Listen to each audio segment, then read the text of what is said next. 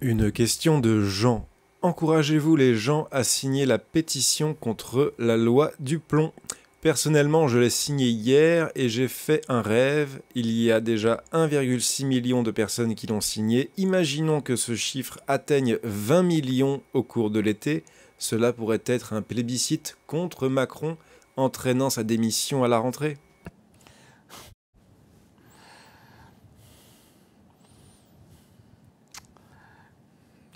Je ne sais pas quoi répondre parce que c'est très gentil, c'est plein d'une certaine candeur et d'une naïveté, mais voilà, non, c'est pas comme ça que les choses se passent. D'abord, il y aura jamais 20 millions de signataires, à mon avis, ça va s'étioler. Deuxièmement, Macron, même il y aurait 20 millions que Macron ne démissionnera pas. Voilà, il n'y a aucune raison pour qu'il démissionne. Troisièmement, je rappelle ce que j'ai dit tout à l'heure. Vraiment, j'insiste, hein, c'est quand même une clé de lecture politique fondamentale que je vous donne. Et que peut-être un jour, moi je ne sais pas ce que je deviendrai, mais peut-être que voilà, je ne suis pas non plus tout jeune. Il y a bien un jour, comme disait De Gaulle, où je ne serai plus là, où je quitterai la politique. Mais peut-être que la situation continuera à s'aggraver, donc c'est quasiment un legs que je donne, d'ores et déjà. Mettez-vous bien dans la tête, toutes les personnes qui m'écoutent, que quand vous avez affaire à un responsable politique ou à une initiative politique qui est ultra médiatisée et qui ne vous parle pas de sortir de l'UE, c'est que c'est un truc du système. Voilà. Là, ça s'applique merveilleusement bien à cette affaire de pétition. Parce que pourquoi on en parle? Qui est-ce qui a décidé qu'on allait parler de cette pétition dans les grands médias?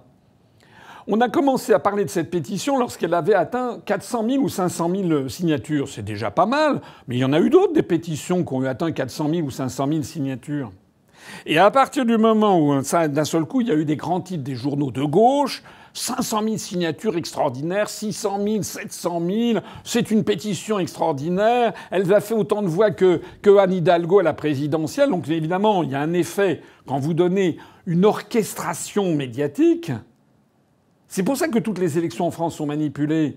C'est que les gens pensent que ce que disent les médias est un reflet de la réalité. Non, c'est un reflet qui est idéologique et tronçonné et modulé de la réalité. C'est-à-dire qu'il y a des gens, maintenant, j'ai vu, on est à 1,5 million, 1,7 million, effectivement, parce que les gens se sont dit, voilà, il faut en être. C'est devenu trendy, c'est devenu à la mode. Donc il y a un phénomène moutonnier qui s'est mis derrière. Mais moi, ce que j'observe dans cette affaire, c'est que c'est un truc qui est lancé par la gauche et qui prend un soin extrêmement jaloux à présenter l'affaire de cette pétition du plomb comme étant une malveillance de la part du gouvernement et de la droite et de l'extrême droite contre la santé des Français. En gros, c'est ça. Il y a eu une dame qui est venue à l'Assemblée nationale, dans les tribunes. Elle représentait une association de lutte contre le cancer dont elle est elle-même victime. Et elle a expliqué que ce produit, notamment parce que tout se focalise... Il y a d'autres choses dans la loi du plomb, mais tout se focalise sur ce néonicotinoïde qui s'appelle l'acétamipride, je crois, qui pourrait provoquer des cancers à terme. Voilà. Bien. Donc tout se focalise là-dessus. Et on a donc présenté l'affaire aux Français entre d'un côté la droite et l'extrême droite qui ont voté ce truc à la demande des gros céréaliers, c'est-à-dire la FNSEA. Et puis de l'autre côté, vous avez la gauche qui est là, qui défend la santé publique des gens avec cette affaire. Ce que personne ne dit, c'est que il y a un responsable derrière tout ça. Le responsable, il s'appelle Union européenne. Parce que dans la situation dans laquelle on est, vous avez l'Agence européenne pour la sécurité alimentaire, le FSA, je sais pas quoi, qui a déclaré que ces produits étaient inoffensifs. Alors il y a des gens qui disent c'est pas vrai, c'est faux, etc. On a fait venir des gens. Il y a un débat. Je suis d'accord qu'il y a un débat scientifique. Mais il se trouve que l'agence sanitaire de l'Europe a proclamé le caractère inoffensif. Et il se trouve, deuxièmement, que sur les 27 États membres de l'Union européenne, il n'y a que la France qui ne veut pas ratifier ce truc. Les 26 autres États acceptent de mettre de cet acétamipride dans les produits alimentaires, dans les noisettes, on a des questions du Nutella, etc., mais pas seulement dans les noisettes. Voilà. Alors c'est là que personne ne vous dit la suite des événements. C'est quoi la suite des événements ? C'est que la France, elle est dans l'Union européenne. Et que je rappelle que de Mme Le Pen, M. Zemmour, Mme Knaffo, Mme Maréchal, M. Dupont-Aignan, jusqu'à M. Olivier Faure, M. Émeric Caron, Mme Rima Hassan, M. Mélenchon, etc. Mais c'est aussi vrai de M. Poutou ou de Mme Artaud. Sur toute la scène politique française, en tout cas celle représentée au Parlement, ils veulent tous rester dans l'Union européenne. Or, à partir du moment où on est dans l'Union européenne, on a accepté, c'est les articles des traités, nous avons accepté le principe du marché unique. Et le marché unique, c'est un principe fondamental qu'il faut que tous les Français comprennent bien, c'est que vous n'avez pas le droit d'interdire l'importation d'un produit fabriqué dans un autre pays de l'Union européenne en France. C'est un marché unique. Vous n'avez pas le droit. C'est-à-dire que si en Pologne, en Bulgarie, ils font des produits agroalimentaires avec de l'acétamipride, vous ne pouvez pas empêcher qu'il entre sur le territoire français. Ou du moins, si vous l'empêchez, ça sera une clause de sauvegarde de 3 mois et la Cour de justice de l'Union européenne, au bout des 3 mois, veillera à ce que cette exemption temporaire soit supprimée. De 3 mois, c'est rien. Là, il s'agit d'un problème structurel, il ne s'agit pas d'un problème conjoncturel. Donc ça veut dire que le gouvernement s'est trouvé devant la situation suivante. Si on interdit l'acétamipride, comme le voudraient les gens qui défendent la santé des Français, moi personnellement, je pense qu'il faudrait l'interdire, ce truc. Parce que je n'ai aucune confiance dans l'Agence sanitaire européenne. Je pense qu'il y a des études qui sont quand même très inquiétantes sur le sujet. Et je pense qu'en effet, les Français devraient pouvoir décider par eux-mêmes d'interdire ce néonicotinoïde. Sauf que si le gouvernement interdit ce néonicotinoïde, il ne pourra pas interdire que viennent en France de façon déferlante des produits agroalimentaires venus de Pologne, d'Allemagne, de Bulgarie, etc., bourrés de néonicotinoïdes. Et le problème qui se pose, c'est que pourquoi est-ce que ces pays étrangers utilisent ce néonicotinoïde ? C'est pas pour le plaisir d'empoisonner la population. C'est tout simplement pour améliorer la productivité. Pour améliorer le fait que les noisettes il y en aura beaucoup moins d'abîmés, que les végétaux seront beaucoup moins abîmés. Et c'est là que l'on touche du doigt le problème des agriculteurs français. Puisque les agriculteurs français se trouvent dans une situation où déjà il y a les salaires agricoles et les charges sociales parmi les plus élevées de toute l'Europe. Donc déjà, ils sont à la limite de la non-rentabilité. Mais si en plus on leur interdit d'utiliser les produits qui sont utilisés par leurs concurrents et que l'interdiction de ce produit fait qu'ils vont perdre 20 ou 30% de leur production, ce qui va renchérir d'autant plus le reste, on les condamne à fermer boutique. C'est ce qu'a dit la FNSEA, c'est ce qu'ont dit les agriculteurs. Et vous avez vu la réponse de ce monument, ce prix Nobel de la pensée économique et politique contemporaine qui est Madame Sandrine Rousseau, qui a dit qu'elle avait rien à péter de la rentabilité des agriculteurs. Alors, outre que c'est d'un mépris absolument inouï. C'est honteux de se comporter comme ça. Mais elle est qui, cette dame ? Elle est qui ? C'est une espèce de petite apparatchiki qui a vécu comme de fonctionnaire et qui n'a jamais mis les mains dans la terre, etc., qui n'a aucune connexion avec des agriculteurs, qui ne voit pas la difficulté de leur travail. Et elle les traite avec mépris, qu'elle n'en a rien à péter. Mais qu'est-ce qu'elle... Mais Madame Sandrine Rousseau, Elle est pour rester dans l'Union européenne. En d'autres termes, si vous avez suivi mon raisonnement, il n'y a que deux logiques possibles. La première logique, c'est qu'on est dans l'Union européenne et on accepte tout ce qui est prévu par l'Union européenne, c'est qu'on accepte donc le marché unique. Et qu'il y a 26 des 27 autres États qui font de la production agricole avec de cet acétamipride, de ce néonicotinoïde, que l'on est obligé d'importer. Et donc, il n'y a aucune raison dans ces conditions pour l'interdire à nos agriculteurs, sinon que la volonté de les entraîner dans le gouffre financier, donc on le leur autorise. Ça, c'est la logique de la loi du plomb.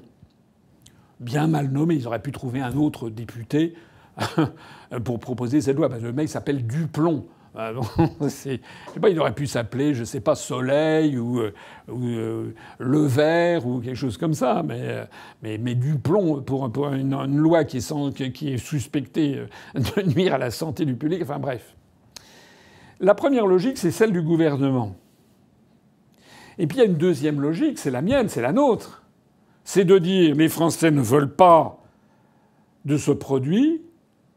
Les autres pays de l'Europe, eux, en veulent, et nous, on n'en veut pas, donc on va interdire les importations de ces produits bourrés de néonicotinoïdes. Or, ça, pour le faire, il n'y a pas 50 solutions, sauf un truc pendant 3 mois, mais qui est ensuite débouté par la CJUE. La seule solution, là comme ailleurs, c'est de sortir de l'Union européenne. Et nous, c'est logique également.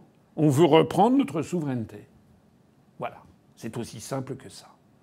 En revanche, les autres positions sont des positions totalement incohérentes. Puisqu'ils veulent une chose et son contraire. Et moi, je suis tout à fait sidéré de voir le silence mafieux, en fait, qui règne entre tous ces responsables politiques. J'ai vu la réaction de Mme Le Pen, il n'y a pas un mot sur l'Union européenne. De la même façon que Sandrine Rousseau, tout le monde. C'est l'omerta générale, puisqu'ils sont tous pour l'Union européenne. Ils ne peuvent pas reconnaître que le problème, le vrai responsable, il est là. D'ailleurs, puisque je parle de cette loi Duplon, ça me permet de parler d'un autre sujet. Je ne sais pas s'il y avait une question sur le sujet, mais ça permet, c'est exactement le même sujet, pour que vraiment les gens qui m'écoutent comprennent bien le fond du problème. Et comprennent bien pourquoi, depuis 18 ans, je me bats pour sortir de l'Union européenne. Et que les gens qui disent c'est parce qu'on est nostalgique, des racistes, mais non, ils n'ont rien compris. Si on veut sortir de l'Union européenne, c'est pour redonner aux Français leur droit souverain à décider par eux-mêmes de ce qu'ils veulent. Or, actuellement, nous sommes comme sur de très nombreux sujets sur ce qu'est cette question de néonicotinoïdes, comme ça a été vrai de beaucoup d'autres cas dans le passé récent, sur les questions phytosanitaires en particulier, mais sur tout le reste, sur les questions migratoires. On est minorisé. Et je prendrai cet autre exemple. C'est l'exemple des droits de douane de Trump. Vous avez vu que Trump, il a décidé d'augmenter les droits de douane de façon massive. Et Trump a décidé d'augmenter les droits de douane avec les pays avec lesquels il y a un très fort excédent commercial du pays sur les États-Unis. C'est-à-dire que Trump dit on a un déficit commercial très important avec la Chine, donc on va augmenter beaucoup les droits de douane. C'est le raisonnement. Alors on peut discuter du raisonnement, mais enfin c'est le raisonnement de Trump. Bien. Avec les pays de l'Union européenne, Trump, il a proposé de discuter pays par pays. Et vous avez eu cet olibrius Macron qui soit ne comprend rien à rien, soit est là pour torpiller, détruire le pays. Macron a dit non, pas du tout, on est plus fort quand on est ensemble. Ça, c'est l'idéologie européiste qui est fausse. On n'est pas plus fort quand on est ensemble, on est plus faible. Je viens de le montrer. C'est parce qu'on appartient à l'Union européenne qu'on est obligé de toute façon d'avoir des produits avec des néonicotinoïdes, même si on impose la loi, même si la loi du plomb est évacuée, et même si on interdit en France, on sera de toute façon obligé d'avoir des produits bourrés de néonicotinoïdes dans tous les supermarchés parce qu'ils viendront du reste de l'Union européenne. On est plus faible. C'est la même chose avec les droits de douane. Parce qu'il se trouve que Trump, ce qu'il a dans le viseur, c'est l'excédent commercial allemand. Les Allemands vendent Aux États-Unis, des très belles voitures, des Mercedes, des BMW, des Maybach aussi, je crois que c'est fabriqué en Allemagne, il me semble, etc., etc., des Porsche, sans compter des produits industriels. Ils ont des spécialités, ils sont en monopole mondial, hein, les Allemands, sur toute une série de spécialités, que ce soit les passerelles télescopiques pour faire le ravalement de monuments ou d'églises en hauteur avec un Karcher. Karcher, c'est allemand d'ailleurs. Et donc ça, il y a une entreprise qui a le monopole mondial pour ça. Il y a aussi une entreprise, si vous allez voir des viticulteurs en France, vous verrez qu'il y a des machines maintenant pour, lorsque au moment des vendanges, lorsqu'on met les grappes de raisin, il y a des machines qui automatiquement séparent les grains nobles, surtout si ce sont des grands crus, avec délicatesse du reste du raisin et qui est écarté. Ce sont des produits allemands, c'est du monopole. Voilà, ça c'est le génie allemand. Bon, les Allemands, ils ont un grand excédent commercial vis-à-vis des États-Unis. La France, nous, on a un excédent, mais qui est faible. Notre excédent, il est produit, alors éventuellement par une partie des Airbus quand on en vend, mais aussi il est produit par, comme d'habitude, les sacs Vuitton, les sacs Hermès, les foulards Hermès, etc. Les trucs Christian Dior, les parfums, voilà. Et puis un peu de champagne et de vin, voilà. Mais notre excédent commercial vis-à-vis des États-Unis est beaucoup plus faible que l'excédent commercial des Allemands vis-à-vis des États-Unis. Le résultat des courses, c'est que si on était seul à négocier avec Trump nous aurait monté les droits de douane de 10%. Mais comme on fait cause commune avec les Allemands, et que Trump, il en a marre de l'excédent commercial allemand, il a dit 30%. Et les Français, nous, on s'est alliés avec les Allemands et on se prend 30% dans le museau. Alors que les Britanniques, eux, ont une augmentation de leurs droits de douane vis-à-vis des exportations vers les États-Unis de 10%. Voilà, c'est exactement le même genre de cas que pour les néonicotinoïdes. Notre appartenance à l'Union européenne ne nous renforce pas, elle nous affaiblit, elle nous rend solidaires de pays qui se fichaient éperdument de nos intérêts nationaux et dont les intérêts nationaux sont exactement contraires des nôtres. Voilà. Alors pour le reste, qu'est-ce que vous voulez ? Je comprends que les gens... je vais pas jeter la pierre. Hein. Pas jeter la pierre à quelqu'un qui signe cette pétition, parce que ça part d'un bon sentiment. Moi, je suis comme beaucoup de gens. J'ai pas envie qu'il y ait de l'acétamipride dans les noisettes, etc. Bon, bien sûr. Mais ce que je dis simplement, c'est que c'est une opération politicienne, hein, pour essayer de remettre un petit peu en avant la gauche, et qu'on ment aux Français dans cette affaire. Parce que celui qui dit la vérité, c'est ce que je viens de dire, eh bien, les Français, d'un seul coup, ils découvrent que l'Union européenne, c'est notre tombeau. Voilà, c'est ça la vérité. Et donc, c'est un silence total qui est gardé là-dessus. Allez interroger les autres, et on verra ce qu'ils répondront.